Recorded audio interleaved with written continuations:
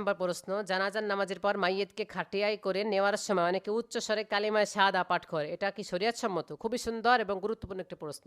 আমাদের সমাজে দেখা যায় যে জানাজার নামাজের পরে যখন আমরা মাইয়েতকে খাটিয়া করে নিয়ে গোরস্থানে কবরস্থানে নিয়ে যাই, তখন অনেকে উচ্চ স্বরে কালিমায় শাহাদা পাঠ করে, এটা করা যাবে কিনা?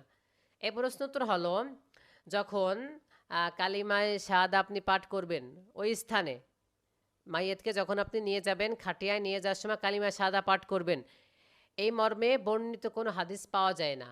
কারণ নবীজির জীবনের দিকে যদি আমি তাকাই, মুসানফে আব্দুর রাজ্জাক বিভিন্ন হাদিসের গ্রন্থের মধ্যে পাওয়া যায়, নবী সাল্লাল্লাহু আলাইহি সাল্লাম যখন কোনো লাশের খাটিয়ার পিছনে যেতেন তখন তিনি কোনো কিছু পড়তেন না, তিনি অধিক ধ্যানে মগ্ন থাকতেন, তিনি চুপ থাকতেন। সাহাবা একরামের আমল থেকে এরকম কোনো আমল পাওয়া যায় না যে তারা কালিমায় শাহাদা পাঠ করছে বা এরকম কোনো দোয়া দুধ পাঠ করছে।